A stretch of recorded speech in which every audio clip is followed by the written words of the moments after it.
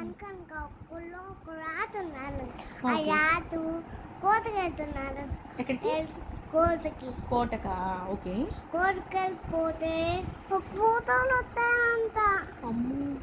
అప్పుడు ఒక పిరి రాతున్నారు కదా. పుల్లాత ఎవరో తెలుసా? పుల్లాత అంటే పులి అంటే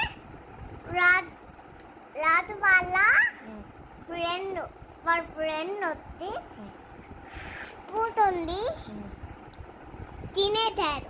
రాజు కూర్చొని తినేసాడా? Okay, done.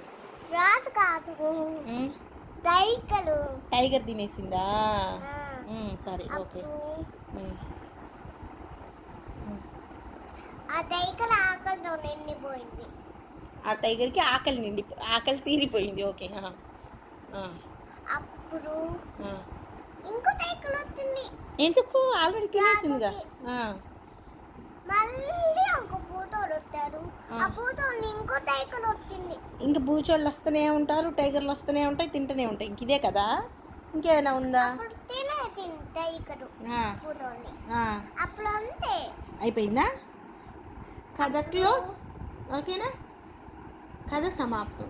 కథ కంచికి మనం ఇంటికి. ఓకేనా? కాదు, అప్పుడు